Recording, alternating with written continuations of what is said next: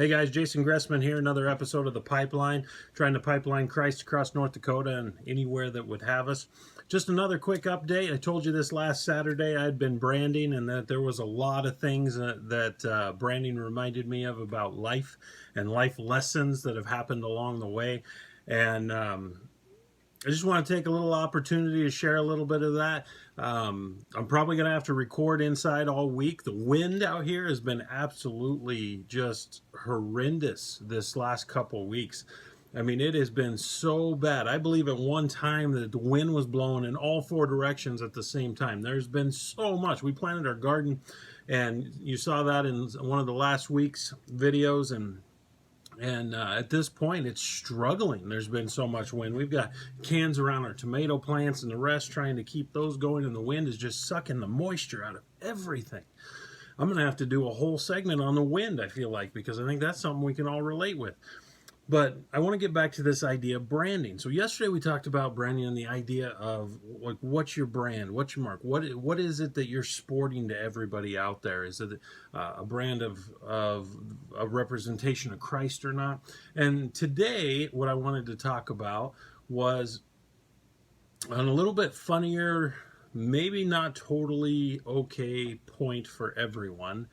But when we were out there was a lot going on. There was this little calf, and this calf had gone in to basically nurse on its mom, and it come in from the backside. Now, I'm not a smart man, but I know that if I come in from the backside of a cow, that every once in a while, there's more than just milk that's going to come out from that backside. So this calf come in, and you know what? Those of you who've been doing school at home, you do the math. Something come out of the back of that mom cow down the face of that calf. So this poor calf, right before he gets a hot iron, the whole time is walking around with stuff just all over his face. And we were all laughing and making jokes, and I'm feeling bad for this thing, because not only is he about ready to get stuck with a hot iron, but he's also just got stuff on his face. And I was sitting there looking, we were kind of joking, and I was like, you know, could that be me? Well, that's a good question, isn't it? So I was thinking about that concept of us getting our teeth kicked in. What I mean by that is like that poor calf got dumped on. There is a part of every one of us in life somewhere along the life that we're just going to get dumped on. There's no way around it. There's no way to get away from it. One way or another, life is just going to dump on you. And you got to figure out how to navigate that. You got to figure out how to get through it. And so this poor calf, like, he's still doing his thing. Well, what did I do? I think back to things in my life when I made a poor decision, when I made a bad choice. And you know what came with that? Consequences. Consequences to my choice and action and the things I chose to do.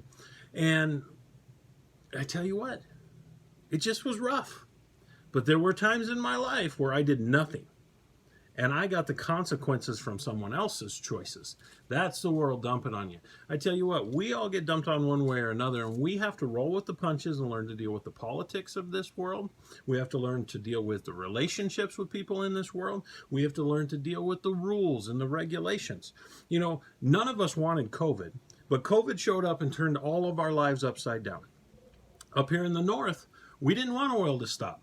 But you know what? Oil is now stopped for a while, and it's totally turned all of our lives upside down. These are the times when the world is dumping on us, and we have to learn to roll with those punches. The difference is how are you rolling with those punches? Because sometimes these things happen to us because I believe God wants us to maybe be warned about it. Maybe think about something. Are you sure you really want to make that choice because something's going to happen that you're not going to like? And other times, I think he wants them to happen to us because it builds something in us. It'll teach us to persevere. It'll teach us to overcome. It'll build a character inside of us that's going to be great. That's going to be good. It's going to be preparation for something harder to happen later down in life. And so we need to be looking at these things in our life and realize that, yes, we might be getting dumped on by this world, but it's not without a purpose and it's not without benefit. But we have to be able to see that. Our job in that time is to overcome through the righteousness of Christ, not to lash out, not to look like the world, but to be more on the concept of Romans 12 when it talks about not being conforming of the world, but being transformed. So we shouldn't look like it, like we talked about yesterday. So I found this in Matthew 5, verse 10. It says, "Blessed are those who suffer for doing what is right. The kingdom of heaven belongs to them."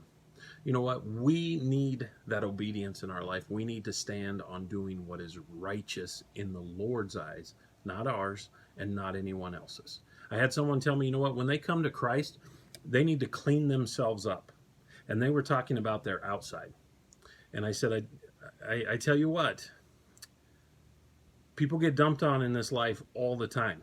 And sometimes us Christians, we can dump on people more than the world ever dreamed of, because we can make them feel bad and we can make them feel judged, unwelcomed, and unworthy, when in fact all of us are unworthy of the gift that Jesus Christ gives us. And so we need to not worry about cleaning up the outside as much as we need to worry about cleaning up what's on the inside. So thanks for tuning in. See you down the pipeline.